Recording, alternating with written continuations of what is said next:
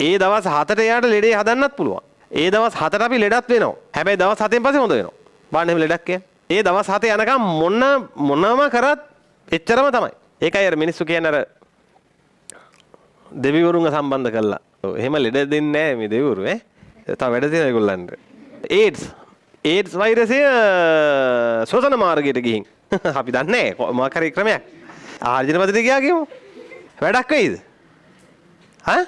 වැඩක් වෙන්නේ නැහැ. කනේ ගෑවුනා කියලා ඔළුවේ ගෑවුනා කියලා වැඩක් වෙන්නේ නැහැ. ඊට පස්සේ මේ ගැහිල්ලක් එනවා. ඔය බල්ලන්ගේ නම් කම්පෙති කෙලින් වෙනවා. නැට්ට කෙලින් වෙනවා. හා ඌ ආයෙ නිකන් අමුතු වල්ලෙක් වෙනවා. මේ අත් මෙහෙම දරදඬු වෙනවා. මෙහෙම ගැහෙන්න ගන්නවා. ඒකයි පිට ගැස්ම කියන්නේ. සෙල්ලන්නේ මාරාන්තිකයි. දැන් කවුරු හරි දාරකේ කවුරු හරි පරපෝෂිතයෙක් අපේ ඇඟට ආපුවම අපේ ඇඟට තියෙනවනේ එයාට විරුද්ධව සටන් වැදීමේ හැකියාවක්. මොකක්ද ඒකට කියන්නේ? මොන ශක්තියද? ප්‍රතිශක්තිය. ඒ හැකියාව අභිබවා ගියොත් විතරයි අපිට එයාට ලෙඩක් දෙන්න පුළුවන්. හරි?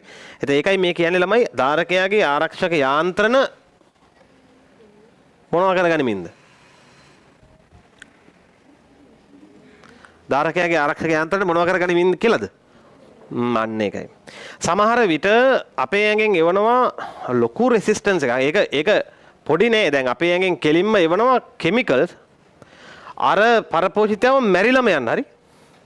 ඒක මේ අතක ගා ඉන්නේ. දැන් අපේ ඇඟෙනුත් හදනවා ප්‍රතිජීවක වගේ දේවල්.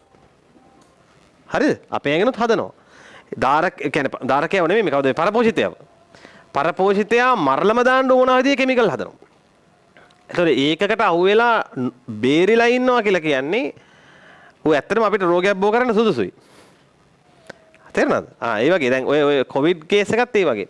සමහර ඒවා තියෙනවා අපේ ඇඟේ ප්‍රතිශක්තිකරණ පද්ධතිය එයාට රියැක්ට් කරන්න පමා වෙන ඒවා. හරිද? එතකොට එයාට අනිවාර්යෙන් එයා දැන් ඔන්න කෙනෙක් ආවම අපි ප්‍රතිදේ හදන්න ඕන. ඔයාලා ප්‍රතිශක්තිය පාඩම තාම කරේ නැහැ නේද? කරේ නැහැ. මේ ඉස්සරහට එන්න තියෙන්නේ. ඒක කරපුවාම මේක හොඳට තේරෙනවා. ප්‍රතිදේහ කියලා જાතියක් හදන්න ඕන අරයට ඇටැක් කරන්න. හරි?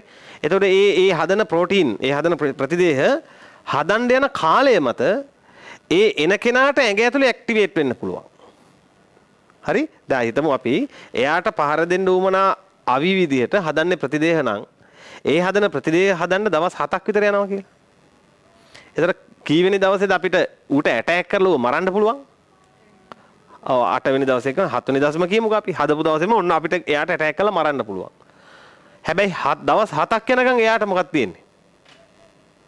එයාට තියෙන අපේ ඇඟ ඇතුලේ බෙදි තමන්ගේ වර්ගය බෝ කිරීමේ පූර්ණ හැකියාව. ඒ දවස් 7ට එයාට ලෙඩේ හදන්නත් පුළුවන්. ඒ දවස් 7ට අපි ලෙඩත් වෙනවා. හැබැයි දවස් 7න් පස්සේ හොඳ වෙනවා. බලන්න එහෙම ලෙඩක් කියන්නේ. ඈ? දවස් 7න් පස්සේ පැපොල. තේරෙනවද? ඒ කියන්නේ ඒ දවස් 7 යනකම් මොනම කරත් එච්චරම තමයි. වැක්සින් එකක් විද්දත් වැක්සින් එකෙන් දෙන්නෙත් ඒ පැපොල වෛරසෙමයි. ඒත් දවස් 7ක් යනවා මේ මොනව හැදෙන්නේද? ප්‍රතිදේහ ටික හදන්න.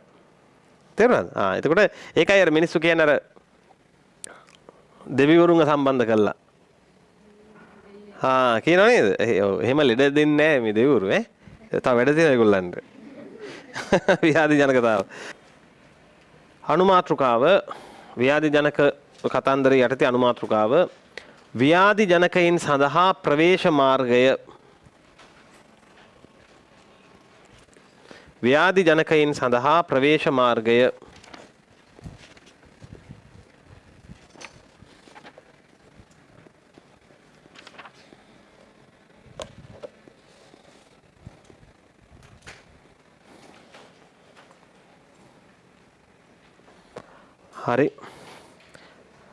හරි. ඔය කියන්නේ ව්‍යාධි ජනක ජීවියෙක් අපේ ඇඟට ලෙඩක් බෝ කරන්න ඕන නම් අපේ ඇඟට එන්න ඕන පාර. දැන් කොවිඩ් වැක්සින් එක නෙමෙයි කොවිඩ් වෛරසය ආහාර ජීර්ණ පද්ධතිය ඔස්සේ අපේ ඇඟට ආව කියලා ලෙඩේ හැදෙයිද? හැදෙන්නේ නැහැ. මොකද එයා ගුණණය වෙලා ප්‍රජනනයේ යෙදෙන්නේ ශ්වසන පද්ධතිය ඇතුලේ. ඒතර ආහාර ජීර්ණ පද්ධතිය ඇතුලට එයා ගියා කියලා වැඩක් වෙන්නේ නැහැ. මොකද එයාට ඌමනා සෛල ඒකේ නැහැ. තේරෙනවද? එයාට ගුණණය වෙන්න එපෙයි. එයාට ඌමනා වටපිටාව ඒකේ නැහැ. ඉතින් එයා මැරිලා යනවා. වැඩක් නැහැ. දැන් අපි හිතමු තව දෙයක් අපි හිතමු දැන් AIDS වෛරසය ශ්වසන මාර්ගයට ගිහින්. හරි අපි දන්නේ මොකක් හරි ක්‍රමයක්. ගියා. හරි ආර්ජන පද්ධතිය ගියා කියමු. වැඩක් වෙයිද? වැඩක් වෙන්නේ නැහැ. ඇයි එයා ලෙඩේ බෝ කරන පද්ධතිය මොකද්ද? මෞත්‍ර ලිංගික පද්ධතියනේ. එතකොට ඒක හරහා තමයි යන්න ඕන.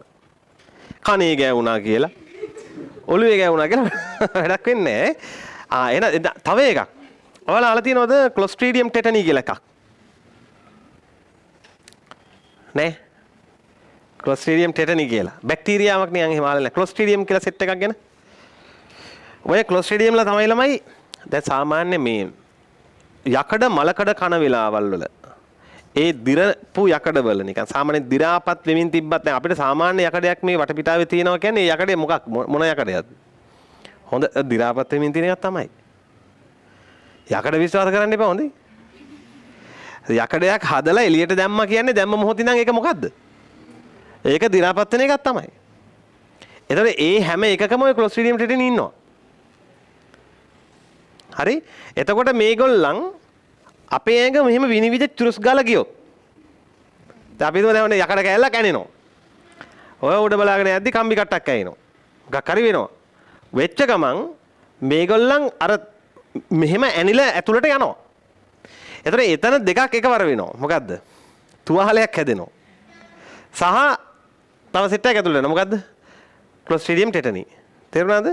හොඳට මතක තියාගන්න ක්ලොස්ට්‍රීඩියම්ලා අපේ ඇඟට එන්නේ ඒගොල්ලන්ට ශ්වසන මාර්ගයෙන් බෑ. ආවට වැඩක් නැහැ. එනවා. ආවට වැඩක් නැහැ.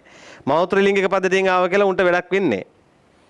ආහාර ජීවන පද්ධතියෙන් ආව කියලා වැඩක් වෙන්නේ නැහැ. ඒගොල්ලෝ අපිට තුවාල මේ ලෙඩ බෝ කරන්න නම් තුවාලයක් හරහාම එන්න ඕන. එක්කෝ අපේ ඇඟේ තියෙන තුවාලයක ගෑවුනොත් ඇති. දැන් මේක මොකද්ද? මේක දෙකම එකවර වෙනවා. තුවාලේ තලුතෙන් හැදෙනවා. ඊළඟට ටෙටනිත් යනවා. ඒකයි කියන්නේ ගොඩක්ම ඔය මේ එහෙම වුණා වෙච්ච ගමන් ගිහිල්ලා මේ පිටගැස්මට බේත් විද ගන්න කියලා. ඔය ක්ලොස්ට්‍රීඩියම් ටෙටනි තමයි පිටගැස්ම හදන්නේ. එයා කෙලින්ම තුවාලේ ඉඳන් ස්නායු දිගේ යනවා සුසුම්නාවට එහෙම. ඒ කියන්නේ මධ්‍ය ස්නායු පද්ධතියමයි ගහන්නේ. හරිද? ඊට පස්සේ මේ ගැහිල්ලක් එනවා. ඔය බල්ලන්ගේ නම් කම්පෙති කෙලින් වෙනවා. නැට්ට කෙලින් වෙනවා. ආයෙ නිකන් අමුතු වල්ලෙක් වෙනවා. මේ අත් මෙහෙම දරදඬු වෙනවා. මෙහෙම ගැහෙන්න ගන්නවා. ඒකයි පිට ගැස්ම කියන්නේ. තේරුණාද? සෙල්ලන්නේ මාරාන්තිකයි. හරි. ඔන්න ඒකයි කේස් එක. එහෙනම් මතක තියාගන්න ශුද්ධ ජීවීන්ට අපේ ඇඟට ලෙඩ බෝ කරන්න ඕන නම් ඒගොල්ලොන්ට નિયમિત ප්‍රවේශ මාර්ගයෙන්ම තමයි ඒගොල්ලෝ එන්න ඕන. වෙන එකකින් ආව කියලා වැඩක් වෙයිද? වැඩක් වෙන්නේ නැහැ. හරි. ලියමු.